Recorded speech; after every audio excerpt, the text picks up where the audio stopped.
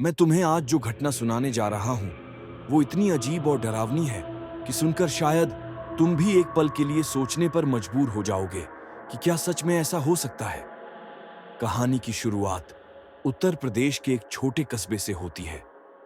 यहां पर एक लड़की थी, नंदिता। नंदिता पढ़ाई में होशियार थी और उसने अपने दम पर शहर की एक बड़ी कंपनी में नौकरी पा ली थी। घर वालों के लिए यह गर्व की बात थी, क्योंकि उस छोटे कस्बे से शायद ही कोई इतना आगे बढ़ पाया था। कंपनी बहुत मशहूर थी, लेकिन उसके बारे में तरह तरह की बातें भी सुनने को मिलती थीं। लोग कहते थे कि वहां पहले जो बिल्डिंग बनी थी उसमें कई मजदूरों की मौत हुई थी। लेकिन शहर में कौन इन बातों पर ध्यान देता है। नंदिता को तो बस अपनी नौकरी पर ध्यान देना था। पहले कुछ हफ्ते सब सामान्य रहा। नंदिता को ऑफिस का माहौल अच्छा लगा। कंपनी का मालिक मिस्टर मेहरा बाहर से सख्त दिखता था, लेकिन उससे काफी अच्छे से पेश आता था। अकाउंट संभालने वाला अनिल भी उसका अच्छा दोस्त बन गया। लेकिन कुछ ही समय बाद अजीब अजीब घटनाएं होने लगीं। एक दिन देर शाम नंदिता ऑफिस में अकेली काम कर रही थी। तभी अचानक ऊपर की मंजिल से किसी औरत के चिल्लाने की आवाज आई। उसने सोचा कोई और स्टाफ होगा, लेकिन जब ऊपर जाकर देखा तो वहां कोई नहीं था। खाली कॉरिडोर में उसकी खुद की कदमों की आवाज गूंज रही थी। वो डरकर नीचे लौट आई, लेकिन अगले ही दिन अकाउंटेंट अनिल ने हंसते हुए कहा, तुम्हें भी सुनाई देने लगा? ये बिल्डिंग की पुरानी आदत है। नंदिता हैरान रह गई। मतलब और लोगों ने भी सुना है? अनिल ने धीरे से कहा, हाँ, लेकिन यहां कोई मानता नहीं। जो मानते हैं वो नौकरी छोड़कर चले जाते हैं। नंदिता का मन अब और बेचैन हो गया। उसे हर वक्त लगता जैसे कोई उसे देख रहा हो। कभी कंप्यूटर अपने आप ऑन हो जाता, कभी फाइलें गिर जाती। लेकिन असली डर तो तब शुरू हुआ जब कंपनी में एक नया इन्वेस्टर आया, विक्रम। विक्रम शुरू से ही नंदिता में दिलचस्पी दिखाने लगा। बार बार उसे बाहर ले जाने की कोशिश करता। नंदिता ने साफ मना कर दिया, लेकिन विक्रम आसानी से हार मानने वाला नहीं था। एक रात ऑफिस से लौटते वक्त नंदिता ने महसूस किया कि कोई पीछे पीछे आ रहा है। उसने मुड़कर देखा, वहां कोई नहीं था। लेकिन अगले ही मोड़ पर अचानक विक्रम सामने आ गया। उसके चेहरे पर अजीब सी मुस्कान थी। नंदिता डर गई और तेज कदमों से घर भाग गई। लेकिन अब उसका मन साफ कह रहा था कि यह नौकरी उसे बहुत भारी पड़ने वाली है। नंदिता ने सोचा था कि विक्रम से दूर रहकर वो शांति से अपना काम कर पाएगी, लेकिन किस्मत कुछ और ही चाहती थी। कुछ दिनों तक सब सामान्य रहा। ऑफिस में रोजमर्रा का काम चलता रहा। लेकिन एक दिन जब शाम को सारे लोग चले गए और वो अकेली बची थी, तभी अचानक बिजली चली गई। पूरे ऑफिस में अंधेरा फैल गया। नंदिता ने मोबाइल की टॉर्च ऑन की और बाहर जाने के लिए कदम बढ़ाए। तभी उसे ऊपर वाली मंजिल से किसी औरत के रोने की आवाज आई। आवाज इतनी दर्दनाक थी कि उसके शरीर में सिहरन दौड़ गई। उसने डरते डरते ऊपर जाने की हिम्मत की। सीढ़ियों से ऊपर पहुंचते ही उसने देखा कि कॉरिडोर के बीच में एक औरत खड़ी है। उसके लंबे खुले बाल थे और चेहरा धुंध में छुपा हुआ था। नंदिता चीख पड़ी और नीचे भागने लगी। लेकिन अचानक उसके सामने मिस्टर मेहरा खड़े हो गए। उन्होंने टॉर्च जलाई और गुस्से से बोले, ये क्या ड्रामा है नंदिता? ऊपर कौन है? नंदिता कांपते हुए बोली, सर, वहां एक औरत खड़ी थी। मैंने अपनी आंखों से देखा।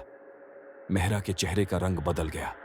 उन्होंने तुरंत उसे घर भेज दिया और कहा, तुम्हें जो दिखा उसके बारे में किसी से एक शब्द मत कहना।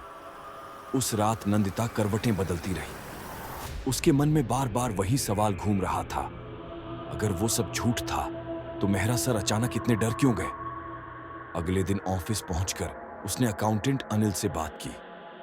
अनिल ने पहले तो टालने की कोशिश की, लेकिन जब नंदिता ने जिद की तो उसने धीरे से कहा, इस बिल्डिंग में कई साल पहले हादसा हुआ था। मालिक की पहली पत्नी यहीं मरी थी। लोग कहते हैं कि उसकी आत्मा अब भी भटक रही है। तभी तो रात में वो आवाजें सुनाई देती हैं। नंदिता के पैरों तले जमीन खिसक गई।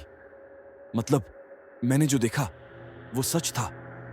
अनिल ने गंभीर चेहरा बनाते हुए कहा, शायद हां, लेकिन अगर तुम्हें नौकरी करनी है तो इस बारे में भूल जाओ, वरना यहां टिक नहीं पाओगी। दिन बीतते गए लेकिन नंदिता के साथ अजीब घटनाएं बढ़ती ही गईं।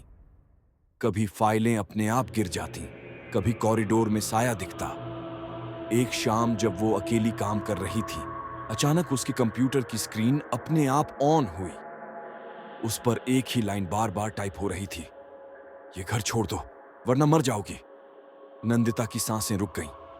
उसने डरकर स्क्रीन बंद कर दी और बाहर भागी। लेकिन गेट पर वहीं विक्रम खड़ा था।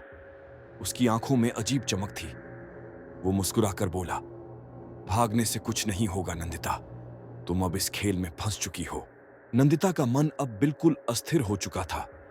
दिन में जब ऑफिस में भीड़ होती तो सब सामान्य लगता, लेकिन जैसे ही शाम होती उसे वही साए, वही अजीब आवाजें फिर से सुनाई देने लगती। वो अब तय कर चुकी थी कि अगर सच जानना है तो डर से भागना नहीं बल्कि उसका सामना करना होगा। एक शाम उसने ऑफिस में देर तक रुकने का नाटक किया।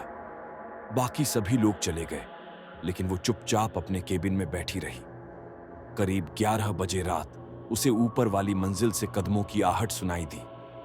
वो धीरे धीरे सीढ़ियों पर चढ़ी और कॉरिडोर के आखिर में जाकर छिप गई। कुछ देर बाद उसने देखा विक्रम वहां खड़ा था। उसके हाथ में कोई अजीब सी धातु की थाली थी जिस पर कुछ लाल रंग की चीज रखी हुई थी। विक्रम बड़बड़ा रहा था, तू चाहे जो भी हो, अब तेरी ताकत हमारे काम आएगी। नंदिता के कान खड़े हो गए। मतलब ये सब महज आत्मा का खेल नहीं बल्कि कोई तंत्र मंत्र चल रहा था। अचानक विक्रम ने जैसे ही पीछे मुड़कर देखा, नंदिता ने खुद को छुपा लिया। उसका दिल जोर जोर से धड़क रहा था। वो रात किसी तरह बीत गई। अगली सुबह उसने अनिल को सारी बात बताई। अनिल पहले तो डर गया, फिर बोला, मैं तुझे पहले ही चेतावनी दे चुका था। ये सब सिर्फ भूत प्रेत की कहानी नहीं है, यहां लालच और धोखेबाजी का खेल भी है। विक्रम इस कंपनी में पैसे लगाने आया था, लेकिन उसकी असली नजर मालिक की संपत्ति पर है और इसके लिए वो उस आत्मा की ताकत का इस्तेमाल कर रहा है।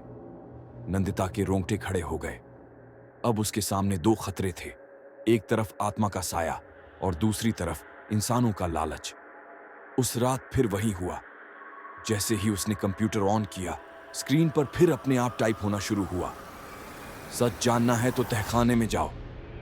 नंदिता डरते डरते सीढ़ियों से नीचे उतरी।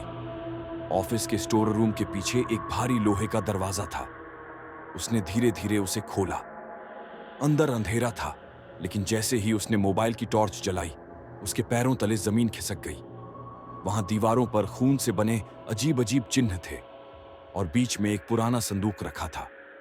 संदूक खोला तो अंदर औरत के गहने, कपड़े और खून से सना दुपट्टा पड़ा था। नंदिता का पूरा शरीर कांप उठा। तभी अचानक उसके पीछे किसी की भारी आवाज गूंजी, तुम्हें यह सब देखने की इजाजत किसने दी? वो पीछे मुड़ी तो उसके सामने मिस्टर मेहरा खड़े थे। नंदिता का दिल इतनी तेज धड़क रहा था कि जैसे अभी सीने से बाहर निकल जाएगा।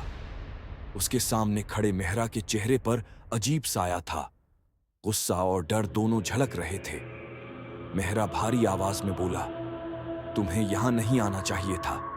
इस कमरे में जो राज है वो किसी बाहरी को पता नहीं चलना चाहिए। नंदिता कांपते हुए बोली, सर, ये सब क्या है? ये खून, ये गहने, ये किसके हैं? मेहरा की आंखें लाल हो गईं। वो कुछ पल चुप रहा, फिर धीमी आवाज में बोला, ये मेरी पहली पत्नी के हैं। उसकी मौत इसी बिल्डिंग में हुई थी और तब से उसकी आत्मा यहां भटक रही है। नंदिता के रोंगटे खड़े हो गए। लेकिन उसकी मौत कैसे हुई? मेहरा ने चेहरा झुका लिया और कहा, लोगों ने कहा कि उसने खुदकुशी की थी, लेकिन सच ये है कि उसकी मौत एक हादसा नहीं बल्कि एक गलती थी, मेरी गलती। उसके चेहरे से लग रहा था जैसे वो खुद अपने अपराध के बोझ तले दबा हुआ है। नंदिता ने डरते डरते पूछा, और विक्रम, वो यहां क्या कर रहा है? मेहरा अचानक भड़क उठा। विक्रम उस आत्मा की ताकत को अपने फायदे के लिए इस्तेमाल करना चाहता है। वो तंत्र मंत्र करता है ताकि आत्मा को वश में कर सके और मेरे कारोबार पर कब्जा कर ले। लेकिन उसे नहीं पता कि उस आत्मा का गुस्सा किसी भी इंसान को जिंदा नहीं छोड़ेगा। नंदिता के हाथ पांव सुन्न पड़ गए। अब उसे समझ आ गया था कि जो भी हो रहा है वो सिर्फ एक डरावनी आत्मा का खेल नहीं बल्कि इंसानी लालच और अपराध का भी हिस्सा है। अचानक कमरे का तापमान बहुत गिर गया। सांसों से धुआं निकलने लगा। नंदिता ने महसूस किया कि कोई तीसरा मौजूद है, और तभी पीछे से किसी औरत की सिसकियां सुनाई दी। उसने मुड़कर देखा।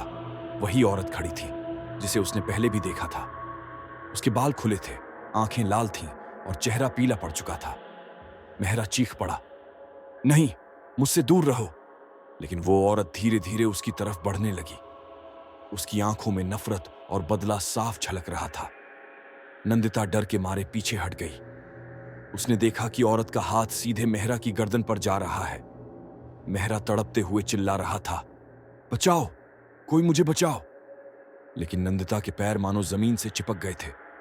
उसके मुंह से आवाज तक नहीं निकल रही थी। कुछ ही पलों में मेहरा जमीन पर गिर पड़ा। उसकी आंखें फटी की फटी रह गईं और वो बिल्कुल शांत हो गया। कमरे में सन्नाटा फैल गया। अब वहां सिर्फ नंदिता और वो औरत खड़ी थी, और वो औरत धीरे धीरे नंदिता की तरफ बढ़ने लगी।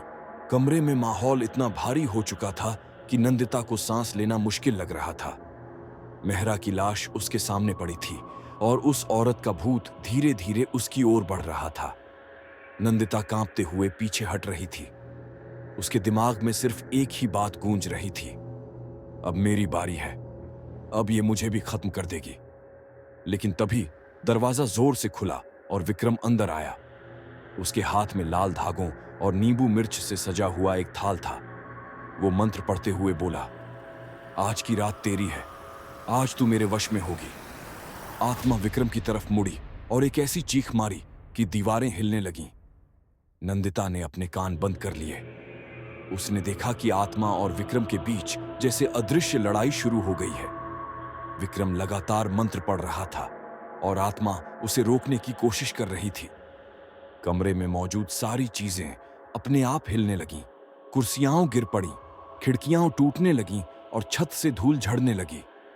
नंदिता अब समझ चुकी थी कि विक्रम आत्मा को काबू करके उसकी ताकत का इस्तेमाल करना चाहता है, लेकिन आत्मा इतनी आसानी से वश में आने वाली नहीं थी।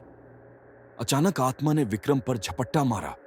वो जमीन पर गिर पड़ा, लेकिन तुरंत उठकर चिल्लाया, तेरी मौत मेरे हाथ से ही होगी, तू चाहे कितनी भी ताकतवर क्यों ना हो। नंदिता का दिल जोर से धड़क रहा था। उसने तय किया कि अगर आज चुप रही तो या तो विक्रम आत्मा को वश में कर लेगा या आत्मा सबको खत्म कर देगी। वो धीरे धीरे पीछे हटकर कमरे से बाहर निकली और सीधे स्टोर रूम से उस संदूक को खींच लाई जिसमें औरत के गहने और खून से सना दुपट्टा रखा था।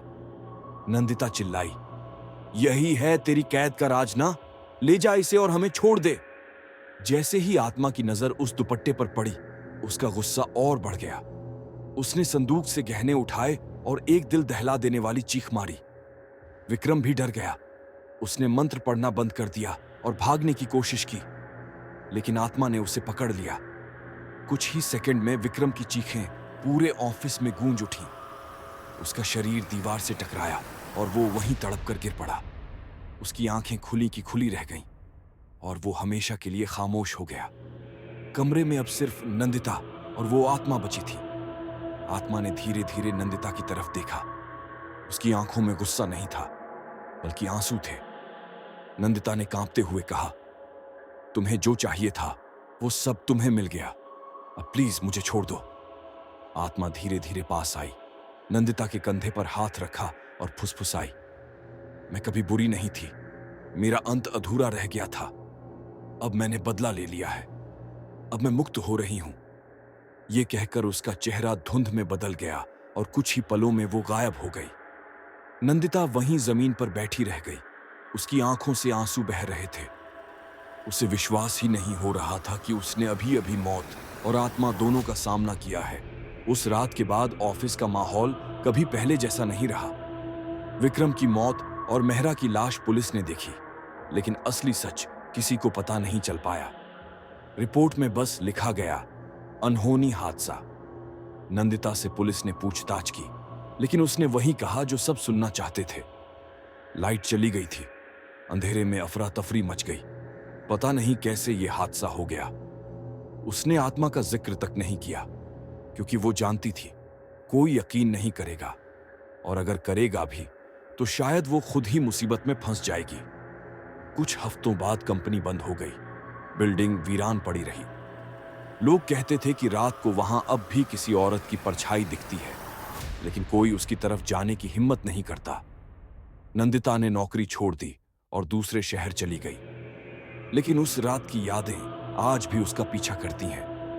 कभी कभी वो अचानक नींद में चौंक कर उठ जाती है, मानो कोई खिड़की से उसे देख रहा हो। कभी कभी उसे लगता है कि कोई धीमी आवाज उसके कानों में फुसफुसा रही है, धन्यवाद मुझे मुक्त करने के लिए। नंदिता ने यह सबक अपनी जिंदगी भर के लिए याद कर लिया। लालच और धोखेबाजी का खेल कभी भी इंसान को सुकून नहीं देता, और जो आत्माएं अधूरी रह जाती हैं, उनका गुस्सा किसी भी इमारत या इंसान को बर्बाद कर सकता है। अगर आपको इस तरह की रियल हॉरर स्टोरीज पसंद हैं, तो वीडियो को लाइक कीजिए, दोस्तों के साथ शेयर कीजिए और चैनल को सब्सक्राइब करना मत भूलिएगा, क्योंकि आगे भी मैं आपके लिए ऐसे ही डरावने किस्से लाता रहूंगा।